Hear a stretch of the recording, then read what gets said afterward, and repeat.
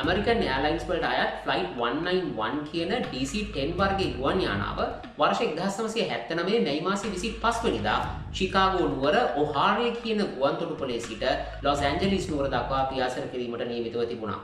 කොහොම නමුත් ගුවන් යානාව ඔහාරේ ගුවන් තොටුපළෙන් ගුවන්ගත වෙලා තත්පර 50ක වැනි ඉතාමත් කෙටි කාලයක් තුල දරුණු අනතුරකට මුහුණ පෑවේ ඒ ගුවන් යානයේ ගමන් කරපු සියලු දෙනාටම ජීවිත අහිමි කරමින්. එදා මෙදා තුර ඇමරිකානු ඉතිහාසයේ සිදු වුණ දරුණුතම තනි ගුවන් යාන අනතුර වශයෙන් සැලකෙන American Airlines Flight 191 පිළිබඳවයි අද ඔබට තොරතුරු ඉදිරිපත් කරන්නේ. මම ධනංජය කරුණාරත්න වෘත්තීයෙන් ගුවන් යාන ඉංජිනේරුවෙක් වගේම හිටපු ගුවන් හමුදා නිලධාරියෙක්. කුතුහලයෙන් පිරි මේ වීඩියෝවේ අවසානයේ දක්වාම රැඳී සිටින්නටයි කියලා මම ඔබට ආරාධනා කරනවා.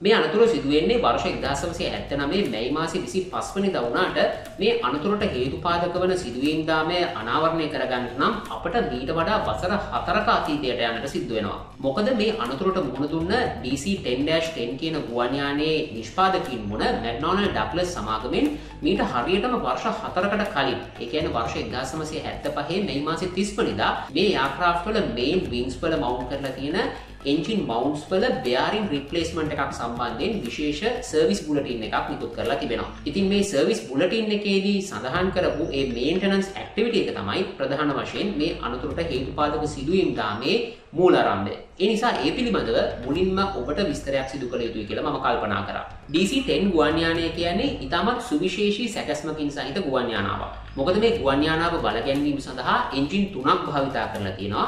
එයින් එන්ජින් දෙකක් ප්‍රධාන පියාපත් යුගලයේ එක බැගිනුත් අනෙත් එන්ජිම එම්පනාජ් කොටසට ඉදිරියෙන් රියර් ෆියුසලාජ් එක උඩ රඳවන්නටත් තමයි. මේ නිසාම මේ ගුවන් යානයට සෙසු මගී ප්‍රවාහන ගුවන් යාන අතර බොහොම අද්විතීය තැනක් හිමි කර දෙන්නටත් සමත් වුණා. කොහොම නමුත් අපේ සිදුවීමට බලපාන්නේ මේ රියර් ෆියුසලාජ් එකේ මවුන්ට් කරලා තියෙන එන්ජිම නම් නොවේ.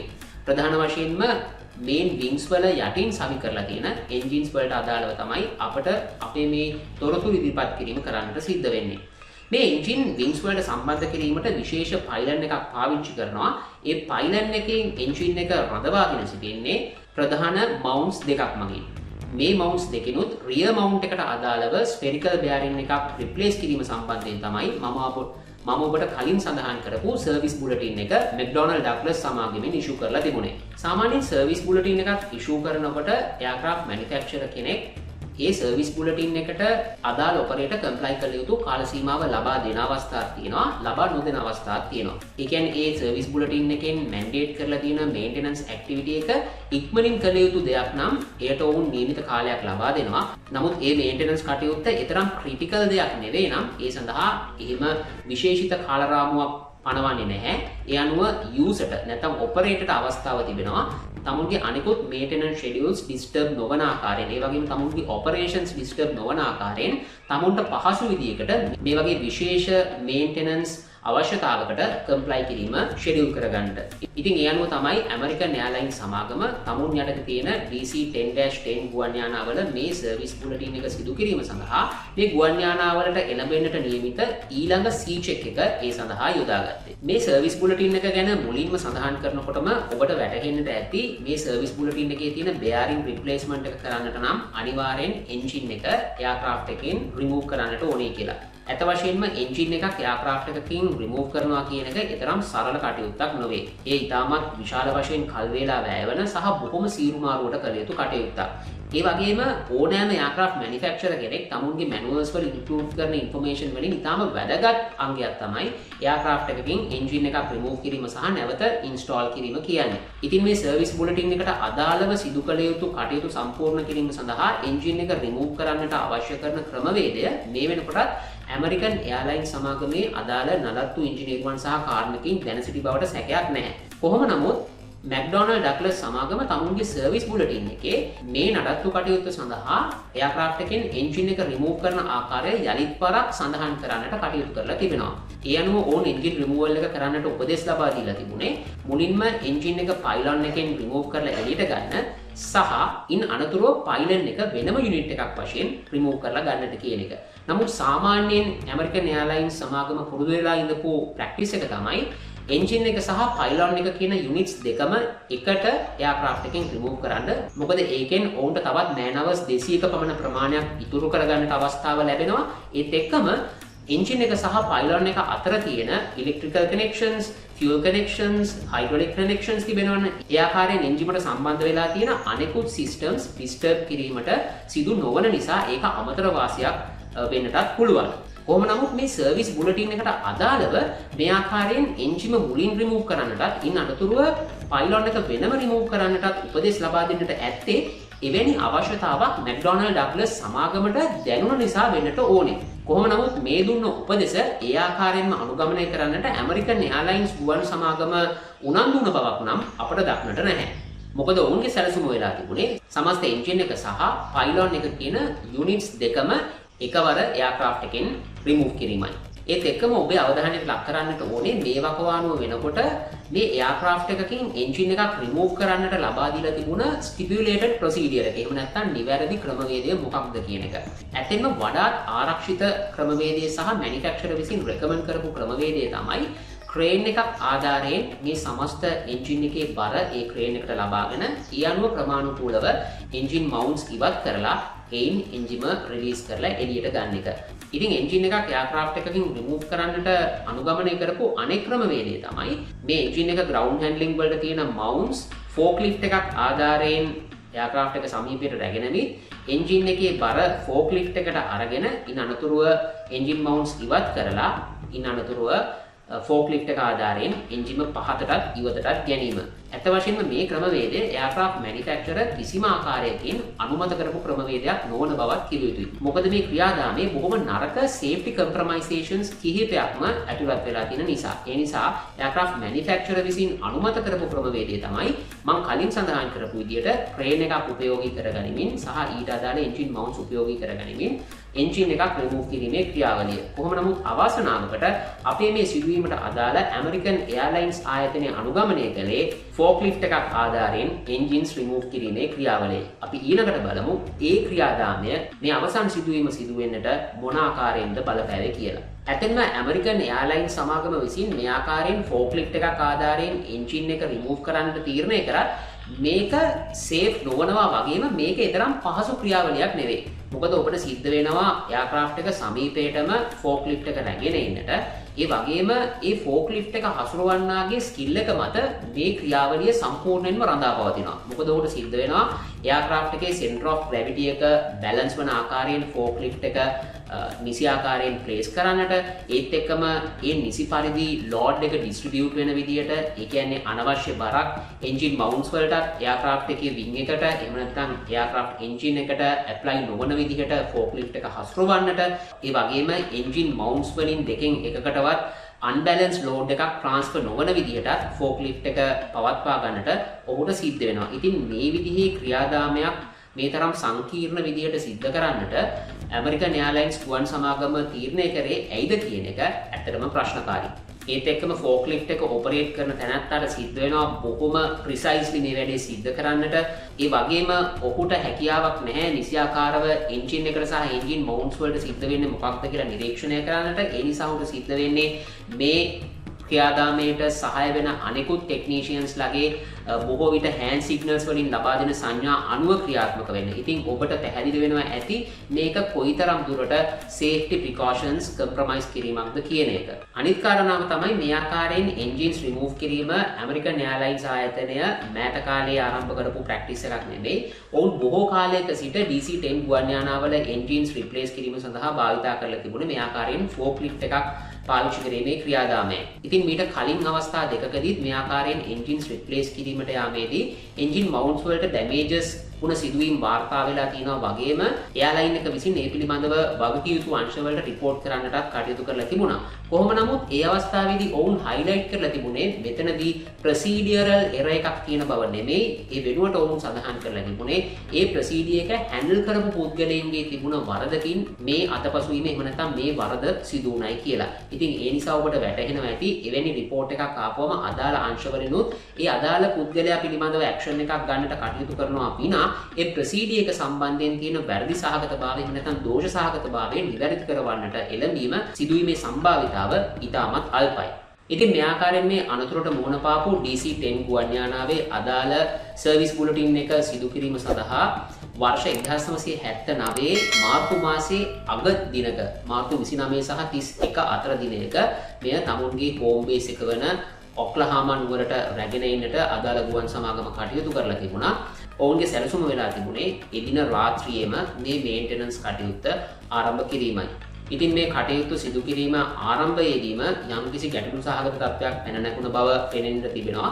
මොකද එන්ජින් එක රිමූව් කිරීම සඳහා ඔවුන්ට උපදෙස් ලබා දීලා තිබෙන්නේ මුලින්ම එයාක්‍රාෆ්ට් එකේ ෆෝවර්ඩ් මවුන්ට් එකේ තියෙන පින්ස් ඉවත් කරලා ඉන් අනතුරුව රියර් මවුන්ට් එකේ තියෙන පින් එක ඉවත් කිරීමෙන් පසුව එන්ජින් එක ඉවත් කරගන්නටයි කියලා. කොහොම නමුත් ඔවුන් කෙතරම් උත්සාහ දරුවත් ඔවුන්ට ෆෝවර්ඩ් පින්ස් ඉවත් කරගැනීමේ හැකියාව ලැබුණේ නැහැ. ඉතින් ඒ උත්සාහය අසාර්ථක වීම නිසා මේ නයිට් ෂිෆ්ට් එකේ වැඩ කරපු ටෙක්නීෂියන්ස්ලා තීරණය කරනවා ෆ්‍රන්ට් මවුන්ට් එකේ තියෙන පින්ස් ඉවත් කිරීම වෙනුවට රියර් මවුන්ට් එකේ තියෙන පින්ස් ඉවත් කරන්නට. ඔවුන්ට ඒ කර්තව්‍ය පසුදා එළි වෙනකොට ඉටු කරගන්නට හැකි වෙනවා.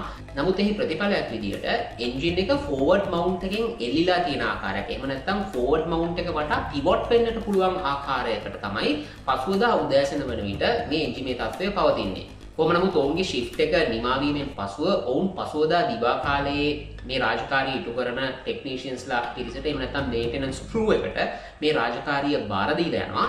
ඒ බාර දීලා යන අවස්ථාවේදීම අලුතෙන් මේ ඩියුටි එක ටේක් ඕවර් කරපු ටෙක්නීෂියන්ස්ලාට දැක ගන්නට පුළුවන් වෙනවා එන්ජින් එකේ ඇෆ්ට් මවුන්ට් එක අඟල් 6කින් පමණ තිබිය යුතු ස්ථානයෙන් ඉහළට එසවිලා එය කෙලින්ම ගිහින් එයාක්‍රාෆ්ට් එකේ වින් එකේ ගැටිලා තියෙන ආකාරය. ඉතින් ඔවුන්ට ඒ අනුව අවබෝධ වුණා කලින් දවසේ රෑ මේ කටයුත්ත ඉටු කරපු ටෙක්නීෂියන්ස්ලා නියමාකාරයෙන් මේ සිදු කර නොමැති බව. කොහොම නමුත් ඒ අවස්ථාවේදී ඔවුනුත් උත්සාහ කරනවා ඉදිරිපස මවුන්ට් එකේ තියෙන පින්ස් ඉවත් කරන්නට.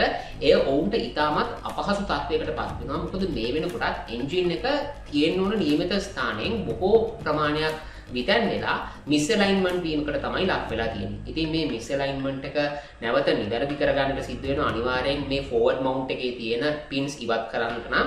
ඉතින් ඒ සඳහා වුන්ට සිද්ධ වෙනවා මේ ආකාරයෙන් එන්ජිමේ පිටුපස ප්‍රදේශයෙන් ඉහළට ගියපු එන්ජිම නැවත වතාවක් පහළට ගෙන එන්නට. ඉතින් ඒ සඳහා වුන්ට සිද්ධ වෙනවා දැනටත් මේ එන්ජින් එකේ ලෝඩ් එක යම් තාක් දුරකට දරාගෙන සිටින ෆෝක්ලිෆ්ට් එක යම්කිසි ආකාරයකට මූව් කරන්නට.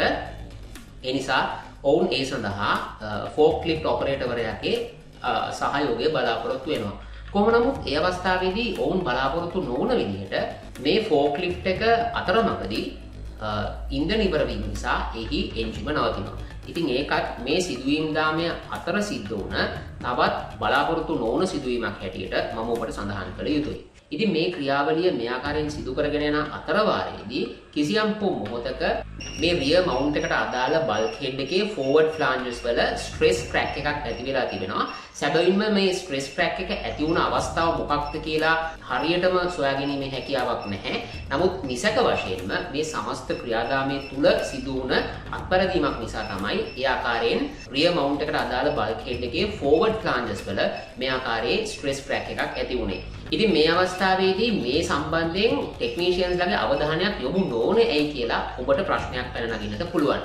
ඇත්තටම ඒ පිළිබඳව පැහැදිලි කිරීමක් සිදු කරනවා නම් මේ වගේ ස්ට්‍රෙස් ක්‍රැක් එකක් කියන්නේ සාමාන්‍ය තියරි අසින් දකින්නට පුළුවන් දෙයක් නෙවෙයි. එවැනි කුඩා ප්‍රමාණයේ ක්‍රැක්ස් සොයා ගැනීම සඳහා non destructive testing ආදී ක්‍රමවේද භාවිතා කළ යුතු වෙනවා. නමුත් මේ සර්විස් බුලටින් එක සිදු කරන්නට උපදෙස් දීලා තියෙන ක්‍රමවේදය අනුව මේ වගේ ස්ට්‍රෙස් ක්‍රැක්ස් ඇතිවීමේ කිසිදු සම්භාවිතාවයක් නොමැති වීම නිසා එවැනි අමතර සේෆ්ටි මෙෂර්ස් මේ සර්විස් බුලටින් එකට ඇතුළත් කරන්නට මැක්ඩොනල්ඩ් ඩග්ලස් සමාගම කටයුතු කරලා තිබුණේ නැහැ. ඉතින් ඔබට වැටහෙනවා ඇති මේ අවස්ථාවේදී ස්ට්‍රෙස් ක්‍රැක් එකක් සිදු වුණ බව මේ ටෙක්නීෂියන්ස්ලාට සහ ඉන්ජිනියර්ස්ලාට මගහැරුණේ ඇයිද කියන කාරණාව. ඇත්ත වශයෙන්ම ඔවුන් කිසිවෙක් එවැනි දෙයක් සිදුවීම පිළිබඳව බලාපොරොත්තු වෙන්නේ නැහැ. සහ මැනුෆැක්චරර් එවැනි දෙයක් පිළිබඳව අනතුරු හැඟවීමක් සිදු කරලා තිබුණෙත් නැහැ. මොකද එවැනි දෙයක් ඇතිවීමේ කිසිදු සම්භාවිතාවක් නැහැ නිවැරදි ප්‍රොසීඩියර් එක අනුගමනය කළා නම්.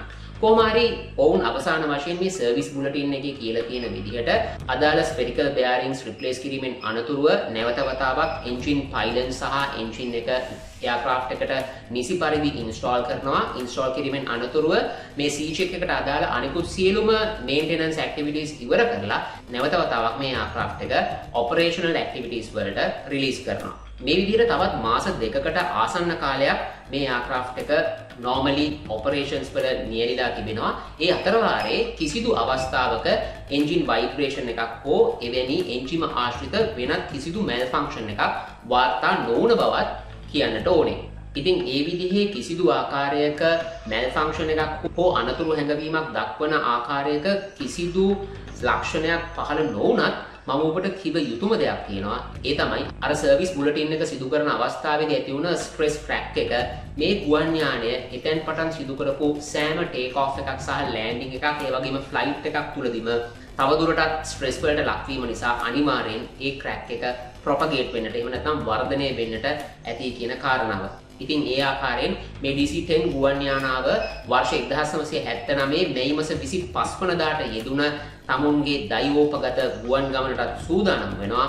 එදින සිදු වුණ ක්‍රියාදාමයේ මොන වගේද කියලා පියවරෙන් පියවර ඊළඟට මම ඔබට පැහැදිලි කරන්නම්. වර්ෂ 1979 මැයි මාස 25 වනදා මේ DC-10 ගුවන් යානාවට පියාසර කිරීමට තිබුණේ ශිකාගෝ නුවර ඔහාරේ කියන ජාත්‍යන්තර ගුවන්තොටුපළේ සිට ලොස් ඇන්ජලිස් නුවර තියෙන ජාත්‍යන්තර ගුවන්තොටුපළ දක්වායි. ගුවන් යානාවේ කැප්ටන් පයිලට් වශයෙන් වෝල්ටර් ලක්ස් කියන 53 හැවිරිදි ජ්‍යෙෂ්ඨ ගුවන් නියමුවා යොදා ගන්නට ඇමරිකන් එයාර්ලයින්ස් ගුවන් සමාගම කටයුතු කරලා තිබුණා. ඔහු පිළිබඳව සඳහන් කරනවා නම් තමුන්ගේ වෘත්තීය ජීවිතය ඇතුලේ පැය 22000කට අධික ෆ්ලයින් අවර්ස් ප්‍රමාණයක් එකතු කරපු ජ්‍යෙෂ්ඨ ගුවන් නියමුවෙක් වගේම ඔහු එයාක්‍රාෆ්ට් ටයිප්ස් 17ක ෆ්ලයින් එක්ස්පීරියන්ස් තියෙන ඉතාම අත්දැකීම් බහුල පයිලට් කෙනෙක්. ඔහු විසින් ෆ්ලයි කරපු එයාක්‍රාෆ්ට් ටයිප්ස් අතරින් DC-6, DC-7, DC-10 සහ Boeing 727 කියන ගුවන් යානා විශේෂිත තත්ත්වයක් ගන්නවා.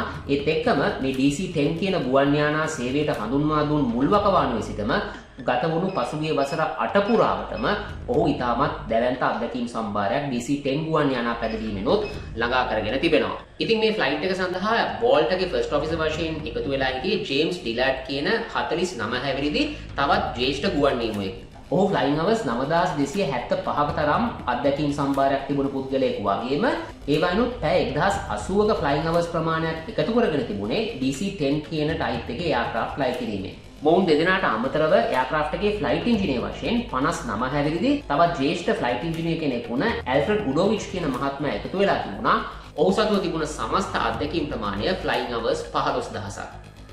කොහොම නමුත් ඔහු DC-10 ගුවන් යානාවල ෆ්ලයිට් ඉන්ජිනියර් කෙනෙක් වශයෙන් එකතු වෙලා තිබුණේ මීට මාස 6කට පමණ පෙර ආතුවයි. ඉතින් මේ නිලධාරීන් තුන්දෙනාගේ වගකීම වෙලා තිබුණේ එදා දවසේ චිකාගෝ නුවර සිට ලොස් ඇන්ජලිස් නුවර දක්වා පියාසර කිරීමේ බලාපොරොත්තුවෙන් ඉඳපු ගුවන් මගින් 258 දෙනෙකුව නිරුපද්‍රිතව තමුන්ගේ ගමනාන්තයට රැගෙන යාමයි. මේ කර්තව්‍ය සඳහා සහාය වෙන්නට එයාක්‍රාෆ්ට් කැබින් ක්‍රූ එකේ සමාජිකයින් 10 දෙනෙකුත් එක් වෙලා හිටියා.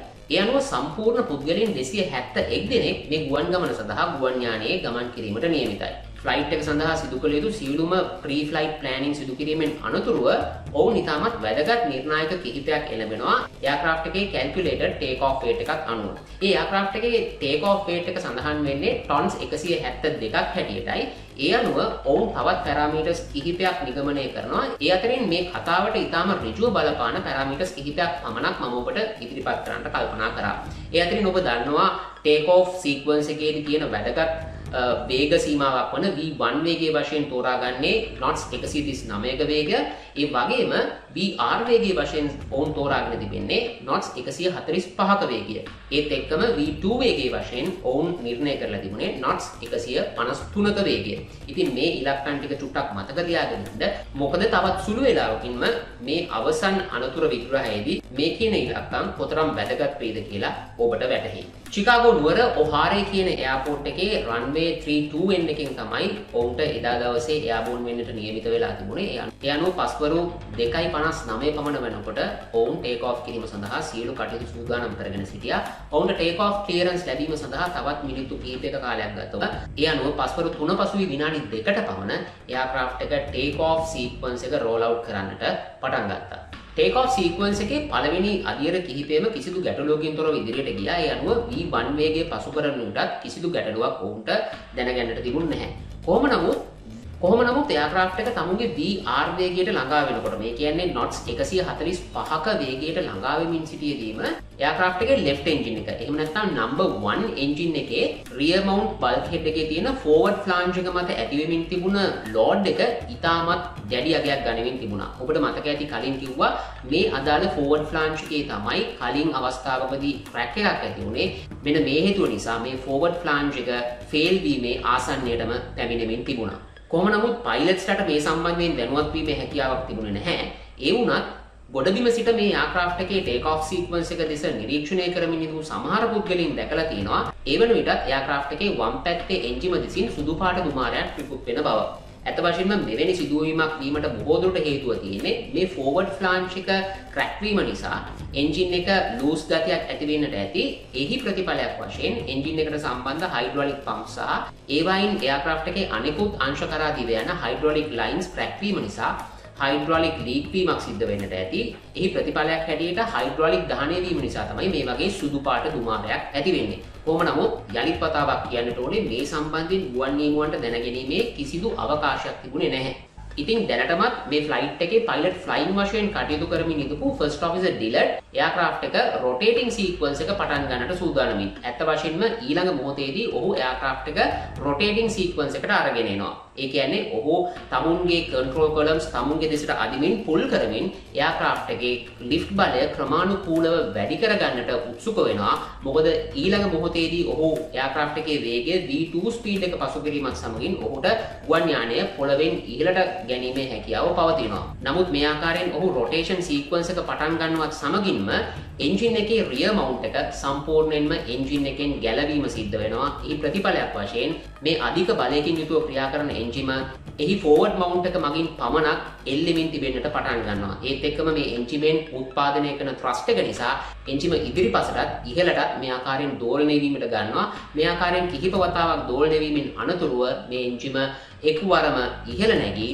එන්ජිමේ ෆෝවර්ඩ් මවුන්ට් එකෙනුත් ගැලවිලා ලෙෆ්ට් වින් එකට උඩින් ගිහිල්ලා රන්වේ එක මත පතිත වීම සිද්ධ වෙනවා. ඉතින් මේ එයාක්‍රාෆ්ට් එකට තියෙන එන්ජින්ස් තුනෙන් නම්බර් 1 එන්ජින් එක වශයෙන් නම් කරලා තිබුණ ලෙෆ්ට් වින් එකේ සවි කරලා තිබුණ එන්ජිම ඒ ආකාරයෙන් එයාක්‍රාෆ්ට් එකට අහිමි වෙනවා. ඒ විතරක් නෙමෙයි ඒ එන්ජිමෙන් ලබා දුන්න බලයත් එයාක්‍රාෆ්ට් එකට අහිමි වෙලා යනවා. කොහොම නමුත් ගුවන් නියමුවන්ට ටේක් ඔෆ් එකකදී එන්ජින් පවර් අහිමි වීමේ ක්‍රියාවලිය හැන්ඩල් කරගන්න. එහෙම නැත්නම් ඒ ඉමර්ජන්සි සිටුේෂන් එක හැන්ඩල් කරගන්න ආකාරය ඔවුන්ගේ පුහුණුවේදී නිරන්තරයෙන් පුහුණුවට ලක් කරන කාරණයක්. ඒ නිසා ටේක් ඔෆ් එකේදීම එන්ජින් පවර් එක නැතිවීම විශාල ගැටලුවක් වුණත් ගුවන් නියමුවන් මෙවැනි අවස්ථාවක් නිසි ආකාරයෙන් කළමනාකරණය කර ගැනීම සඳහා ඒ වගේම එයාක්‍රාෆ්ට් එක නැවත නිරුපද්‍රිතව ලෑන්ඩ් කරන්නට අවශ්‍ය කරන පුහුණුව ලබලයි තියෙන්නේ. නමුත් මේ අවස්ථාවේදී එන්ජින් පවර් අහිමි වීමට අමතරව සමස්ත එන්ජින් එකත් එයාක්‍රාෆ්ට් එකෙන් ගැලවී යාමක් සිද්ධ වෙලා තියෙනවා. එහිදී සිදු වුණේ මොන වගේ බැරෑරුම් තත්ත්වයක්ද කියලා අපි ඊළඟට විමසා බලමු.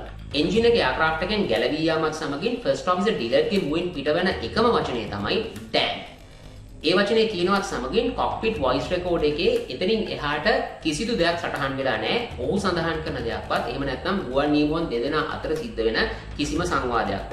ඇත්ත වශයෙන්ම එයට හේතුව වෙන්නේ කොක්පිට් වොයිස් රෙකෝඩ් එක ක්‍රියාත්මක වෙන ඉලෙක්ට්‍රිකල් සප්ලයි එක ලබා දෙන්නේ නම්බර් 1 එන්ජින් එකෙන් ඩ්‍රයිව් වෙන නම්බර් 1 ජෙනරේටර් එකෙන් වීම නිසා. ඉතින් නම්බර් 1 ජෙනරේටර් එකෙන් කොක්පිට් වොයිස් රෙකෝඩ් එකට ලැබුණ ඉලෙක්ට්‍රිකල් සප්ලයි එක නොමැති වීම නිසා එතෙන් පටන් කොක්පිට් එක ඇතුලේ සිදු වුණ කිසිම සංවාදයක් හෝ ශබ්දයක කිසිදු තොරතුරක් අපිට කොක්පිට් වොයිස් රෙකෝඩ් එක ඇසුරෙන් හොයාගන්නට හැකියාවක් ලැබෙන්නේ නැහැ. කොහොම නමුත් මේ අවස්ථාවේදී පැනික් වීමකින් තොරව එයාක්‍රාෆ්ට් එක තමුන් ලැබපු පෙර පුහුණුව අනුව ක්‍රමානුකූලව උඩුගුවනට ගන්නට ෆර්ස්ට් ඔෆිසර් ඩිලර්ඩ් සමත් වෙනවා. ඒත් එක්කම ඔබට වැටහෙනවා ඇති එයාක්‍රාෆ්ට් එකේ එක් පසක තියෙන එන්ජින් එකක පවර් නොමැති වීමෙන් එයාක්‍රාෆ්ට් එක ඒ පැත්තට හැරීම. එහෙම නැත්නම් මේ අවස්ථාවේදී එයාක්‍රාෆ්ට් එක වම් පසට හැරීම සිද්ධ වෙනවා. ඉතින් මේ තත්ත්වය වළක්වා ගන්නට ගුවන් නියමුවන් සිදු කළ යුත්තේ රඩ එක නිසි පරිදි ක්‍රියාත්මක කරවීමයි. එයින් ඔවුන්ට හැකියාව ලැබෙනවා එයාක්‍රාෆ්ට් එකේ longitudinal axis එක ඔස්සේ තවදුරටත් එයාක්‍රාෆ්ට් එක ස්ටැබිලයිස් කරගන්නට. ඉතින් මේ අවස්ථාවේදී මේ ගුවන් නියමුවන් දෙදෙනා නිසියාකාරව තමුන්ගේ රඩර් පෙඩල්ස් ක්‍රියාත්මක කරමින් එයාක්‍රාෆ්ට් එක තවදුරටත් ඒ ගමන් අක්ෂය ඔස්සේම රඳවා ගන්නට සමත් වුණ බව පසුව ෆ්ලයිට් ඩේටා රෙකෝඩ් එක අධ්‍යයනය කිරීමෙන් දැනගන්නට ලැබුණා. ඇත්ත වශයෙන්ම ඒ අවස්ථාවේදී වුන් පැනික් නොවි ගුවන් යානයේ ගුවනට ගැනීමට සමත් වීම ඉතාම ප්‍රශංසනීය කටයුත්තක් බව කියන්නට ඕනේ. කොහොම නමුත් මේ අවස්ථාවේදී එන්ජින් පව අඩු වීම නිසා ඔහු සාමාන්‍යයෙන් මේ එයාක්‍රාෆ්ට් එක ක්ලයිම් කරන වේගයෙන්ම ඔහුට ක්ලයිම් කිරීමට සිදු වෙන්නේ නැහැ. ඒ නිසා ඔහුගේ පළවෙනි අඩි 200ක පමණ ප්‍රමාණය ක්ලයිම් කිරීමේදී යම් තරමක අඩු ස්පීඩ් එකක තමයි ඔහුට ඒ කර්තව්‍ය සිදු කරන්නට වෙන්නේ. ඒ ස්පීඩ් එක සටහන් වෙන්නේ knots 172ක් හැටියට. ඒ කියන්නේ ඔවුන්ගේ V2 ස්පීඩ් එක වන knots 153කට වඩා knots 19කින් පමණයි ඔවුන්ගේ වේගය මේ අවස්ථාව වෙනකොට වැඩි වෙලා තිබෙන්නේ. ඒත් එක්කම මේ එයාක්‍රාෆ්ට් එකේ ෆ්ලයිට් ඩිරෙක්ටර් කම්පියුටර් පද්ධතියට ෆීඩ් කරලා තිබුණ ඩේටා අනුව එයාක්‍රාෆ්ට් එක තවදුරටත් ක්ලයිම් කරන්නට හැකියාව පවතිනවා. ඒ අනුව එයාක්‍රාෆ්ට් එකේ nose up attitude එක අංශක 14ක් හැටියට තමයි සටහන් වෙන්නේ. ඒ ආකාරයෙන් එයාක්‍රාෆ්ට් එකට ක්ලයිම් කිරීමේ හැකියාව පැවතුනත් මෙහිදී තිබුණ ප්‍රධානතම ගැටලුව තමයි එන්ජින් ත්‍රස්ට් එක අහිමි වීමෙන් පමණක් නොනවති ඒ ආශ්‍රිතව තවත් විශාල ඩැමේජස් ප්‍රමාණයක් සිදු වෙලා තිබීම.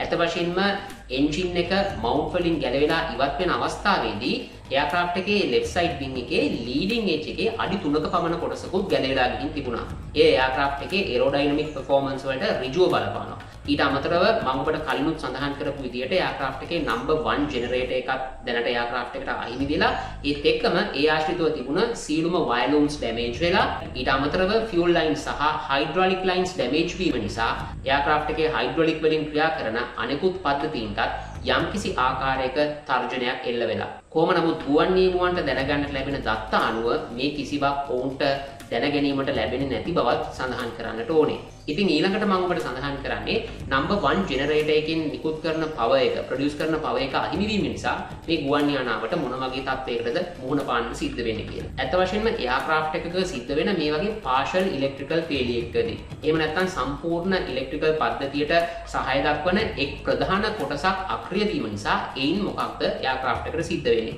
මේ වගේ අවස්ථාවකදී ඇත්ත වශයෙන්ම එයාක්‍රාෆ්ට් එකේ critical components පමණක් ක්‍රියාත්මක කරවා ගනිමින් විශේෂයෙන්ම fail වුණ ජෙනරේටර් එකෙන් බලගන්වන components සහ instruments ආදිය cut off කරන්නට තමයි එයාක්‍රාෆ්ට් එක ඩිසයින් කරලා තියෙන්නේ. ඊට හේතුව වෙන්නේ දැනටත් ක්‍රියාත්මක තත්ත්වයේ පවතින ජෙනරේටර්ස් වලට සිද්ධ වෙනවා. එහෙම නොවුනොත් අර සම්පූර්ණ ගුවන් යානයේ තියෙන සිස්ටම්ස් වලට අවශ්‍ය කරන power එක ප්‍රොඩියුස් කරන්න. ඒ ඇත්ත වශයෙන්ම දැනටත් ක්‍රියාත්මක වෙමින් පවතින ජෙනරේටර්ස් මත ඕවර්ලෝඩ් තත්ත්වයක් ඇතිවීම වැළැක්වීම සඳහා අනුගමනය කරන ක්‍රමවේදයක්. ඉතින් මේ අවස්ථාවේදී මේ ගුවන් නියමුවන් දෙදෙනා තමුන්ට තියෙන ඉමර්ජන්සි චෙක්ලිස්ට් එක චෙක් කිරීමෙන් අනතුරුව පැහැදිලිව වටහා ගන්නවා ඔවුන් number 1 generator system එකට අදාළව පවතින ඒ බස් එක disengage කරන්නට ඕනේ කියලා. ඒ අනුව ඔවුන්ට ඒ සඳහා විශේෂිත සිකුව කරපු circuit breaker එකක් ලබා දීලා තිබෙනවා. ඒ circuit breaker එක switch off කිරීම මගින් ඔවුන් number 1 generator එක මගින් power supply කරන සියලුම පද්ධතීන් cut off කරනවා. මේ කිසිදු ආකාරයකින් වැරදි පියවරක් නෙමේ. එය තමයි ඔවුන්ට ලබා දීලා තිබුණ procedures අනුව ඔවුන් අනුගමනය කර යුතු නිවැරදිම පියවර. කොහොම නමුත් එයින් අනුතුරුව සිද්ධ වෙන්නේ මොකක්ද කියලා මම ඔබට ඊළඟට පැහැදිලි කරන්නම්. ඉතින් මේ number 1 electric bus system එක disengage කිරීම නිසා ප්‍රධාන වශයෙන්ම captain pilot ගේ instrumentation පද්ධතිය සම්පූර්ණයෙන්ම අක්‍රිය වීම සිද්ධ වෙනවා. ඒ කියන්නේ මෙතෙන් පටන් captain pilot aircraft එකේ performance සහ engine performance සම්බන්ධයෙන් තියෙන කිසිදු instrument එකක් කියවා ගැනීමේ හැකියාවක් නැහැ. ඒ වගේම හදිසි අවස්ථාවක් captain pilot ඉක්මනින් දැනුම් දීම සඳහා තියෙන stick shake කියන action එක. ඒ කියන්නේ ඔහුගේ control column එක ක්ෂණිකව vibrate කිරීම මගින් ඔහුට සංවේදනයක් ලබා දීමේ ක්‍රමවේදයක් මේ අනුව බිඳ වැටීමට ලක් වෙනවා. ඒ වගේම aircraft wings වල leading edge එකේ තියෙන slack position indication එක ලබා දීමත් බිඳ වැටීමට ලක් වෙනවා. ඉතින් මේ slack position එක indicate කිරීම කතරම් වැදගත් වේද කියලා ඊළඟ මිනිත්තු කිහිපය ඇතුළත ඔබට දැනගන්නට පුළුවන් වෙයි. කොහොම නමුත් ඊට පෙර ආතුව මම කැමතියි ඔබට මේ slacks වල ක්‍රියාකාරීත්වය සම්බන්ධයෙන් කුඩා පැහැදිලි කිරීමක් කරන්නට. ඇත්ත වශයෙන්ම slacks යනුවෙන් හඳුන්වන්නේ aircraft වල wings වලින් උත්පාදනය කරන lift force එක enhance කිරීම සඳහා තියෙන secondary flight control පද්ධතියක්. මේවා aircraft එකේ leading edge එකේ සවි කරලා තියෙනවා. hydraulic හරි එහෙම නැත්නම් pneumatic හෝ වෙනත් system එකක් ආධාරයෙන් මේ slats extend කිරීම සහ retract කිරීම සිද්ධ කරන්නට පුළුවන්. මේ slats extend කිරීම නිසා සමස්තයක් වශයෙන් wing එකේ aerofoil shape එකේ තියෙන කැම්බර් එක වැඩි වෙනවා. ඒ ආකාරයෙන් කැම්බර් එක වැඩි කර ගැනීමේ ප්‍රතිඵලයක් වශයෙන් මේ වින් එකකින් උත්පාදනය කරන ලිෆ්ට් බලය ඉහළ නංවා ගන්නට හැකි වෙනවා. ඇත්ත වශයෙන්ම එයාක්‍රාෆ්ට් ගොඩක් ලෝ ස්පීඩ් වල මැනුව කරද්දී තමයි ස්ලැට්ස් උපයෝගී කරගනිමින් ලෝ ස්පීඩ් වලදී හයි ලිෆ්ට් එකක් ලබා ගන්නට ගුවන් නියමුවන් කටයුතු කරන්නේ. කොහොම නමුත් මේ අවස්ථාවේදී ලෙෆ්ට් වින් එකේ තිබුණ ෆෝවර්ඩ් ස්ලැට් වලට ක්‍රියාත්මක වෙන්නට අවශ්‍ය කරන හයිඩ්‍රොලික් බලය මේ වෙන විටත් බිඳ වැටිලා අවසන්. ඒ කියන්නේ ඔබට කලින් සඳහන් කරා ලෙෆ්ට් එන්ජින් එකෙන් තවත් හයිඩ්‍රොලික් පම්ප් එකක් ඩ්‍රයිව් කරනවා. ඒකෙන් තමයි මීට අවශ්‍ය කරන හයිඩ්‍රොලික් ප්‍රෙෂර් එක ලබා දෙන්නේ. එන්ජින් එක එයාක්‍රාෆ්ට් එකෙන් ගැලවී යාමත් සමගින් ඒ සමස්ත හයිඩ්‍රොලික් පද්ධතිය බිඳ වැටීමට ලක් වුණා. ඒ නිසා මේ ස්ලැට්ස් තවදුරටත් තමුන්ගේ එක්ස්ටෙන්ඩඩ් පොසිෂන් එකේ තියා ගැනීමේ හැකියාවක් එයාක්‍රාෆ්ට් එකට නැහැ. ඒ නිසා මේ එයාක්‍රාෆ්ට් එක ඩිසයින් කරලා තියෙන විදිහ අනුවම ස්ලැට්ස් වලට ලබා දෙන හයිඩ්‍රොලික් ප්‍රෙෂර් එක රිලීස් වීමත් සමගින් ඒ ස්ලැට්ස් නැවත තමුන්ගේ ඔරිජිනල් පොසිෂන් එකට රිටාර්ඩ් වීම සිද්ධ වෙනවා. එහි ප්‍රතිඵලයක් වශයෙන් මේ අඩු ස්පීඩ් තත්ත්වයේ යටතේදී එයාක්‍රාෆ්ට් එකේ ලෙෆ්ට් සයිඩ් වින් එකෙන් ප්‍රොඩියුස් කරන ලිෆ්ට් එක සිග්නිෆිකන්ට්ලි අඩු වීමක් සිද්ධ වෙනවා. ඉතින් මේ ආකාරයෙන් ස්ලැට්ස් රිටාර්ඩ් වීමත් සමගින් තවත් වැදගත් සිදුවීමක් සිද්ධ වෙනවා. ඒ තමයි එයාක්‍රාෆ්ට් එක මේ පවතින තත්ත්වය අනුව ලෙෆ්ට් වින් එකේ ස්ටෝල් ස්පීඩ් එක knots 159ක් දක්වා ඉහළ නගිනවා. මේ වෙන විටත් ෆ්ලයිට් ඩිරෙක්ටර් කම්පියුටර් එකට ෆීඩ් කරලා තිබ්බ data අනුව මේ එයාක්‍රාෆ්ට් එක V2 ස්පීඩ් එකට අවශ්‍ය කරන ආකාරයෙන් nose up attitude එකක තමයි ඉන්නේ. ඉතින් ඔබට වැටහෙනවා ඇති knots 153ක් කියන V2 ස්පීඩ් එකට ගැලපෙන විදියට එයාක්‍රාෆ්ට් එක ක්ලයිම්බ් කරන්නට කටයුතු කරමින් තිබීම නිසා ගුවන් නියමුවන්ගේ දැනුවත් වීමකින් තොරව වම් පැත්තේ වින් එක මේ වෙනකොට ස්ටෝල් වීමේ අනතුරට මුහුණ පා තිබෙන බව. මොකද කියනවා නම් ලෙෆ්ට් වින් එකේ සෙටින්ග්ස් අනුව එය ස්ටෝල් වෙන්නේ knots 159කදී. නමුත් ගුවන් යානාව මේ වෙන විටත් සෙට් වෙලා තියෙන්නේ knots 153ක වේගයකටයි. මේ තියෙන බරපතලම කාරණාව තමයි පයිලට්ස්ට කිසිදු ආකාරයකින් දැනුවත් වීමට හැකියාවක් නැහැ. එයාක්‍රාෆ්ට් එකේ ලෙෆ්ට් වින් එකේ ස්ලැට්ස් මේ වෙන විටත් නැවත රිට්‍රැක්ට් වෙලා අවසන් බව. මොකද ඒ පිළිබඳව ඉන්ඩිකේට් කරන පද්ධතිය නම්බර් 1 ජෙනරේටර් එක ඉනෝපරේට් වුණ මොහොතේම ඔවුන්ට තොරතුරු ලැබීම අවසන් වෙලයි තියෙන්නේ. කොහොම නමුත් එයාක්‍රාෆ්ට් එක බොහොම හිමින් තවදුරටත් ක්ලයිම්බ් කරමින් පවතිනවා. එයාක්‍රාෆ්ට් එක පොළොව මට්ටමේ සිට අඩි 350ක් දක්වා ඉහළ නගින අවස්ථාවේදී එයාක්‍රාෆ්ට් එකේ වේගය knots 159ක සීමාවට ළඟා වෙනවා. ඒ ප්‍රතිඵලයක් වශයෙන් ඊළඟ මොහොතේ පටන් එයාක්‍රාෆ්ට් එක වම් පසට බෑන්ක් වීම පටන් ගන්නවා.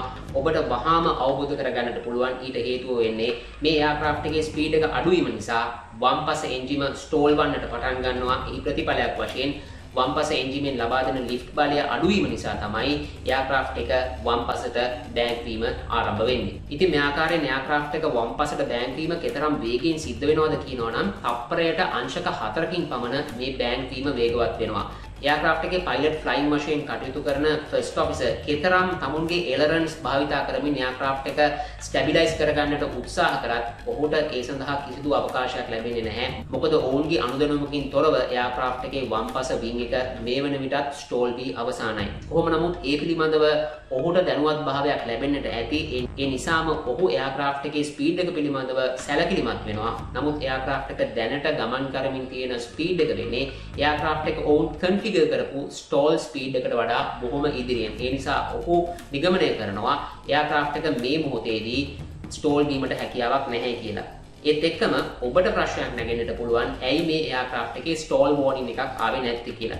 ඇත්ත වශයෙන්ම DC-10 ගුවන් යානාව ඩිසයින් කරලා තිබුණ විදිහ අනුව මෙවැනි තත්ත්වයක් යටතේදී එයාක්‍රාෆ්ට් එකේ ස්ටෝල් වෝර්නින් එකක් වශයෙන් ඔවුන්ට දැනගන්නට ලැබෙන්නේ කැප්ටන් සයිඩ් එකේ ස්ටික් ෂේක් එකක් පමණයි. ඉතින් ඒක කියනකොටම ඔබ දන්නවා නම්බර් 1 ජෙනරේටර් සිස්ටම් එකෙන් තමයි ඒ ස්ටික් ෂේක් ඇක්ෂන් එක ගවර්න් වෙන්නේ. නමුත් ඒ ඉලෙක්ට්‍රිකල් පවර් එක නොමැති වීම නිසා එයාක්‍රාෆ්ට් එක ස්ටෝල් වෙමින් තිබුණත් ඒ වෝර්නින් එක මේ පයිලට්ස්ට දැනගන්නට ලැබෙන්නේ නැහැ. ඇත්ත වශයෙන්ම මේ අවස්ථාව වෙනකොට මේ ගුවන් නියමුවන් අත්දැකීමින් සිටි තත්ත්වය ඉතාමත් අවාසනාවන්ත තත්ත්වයක්.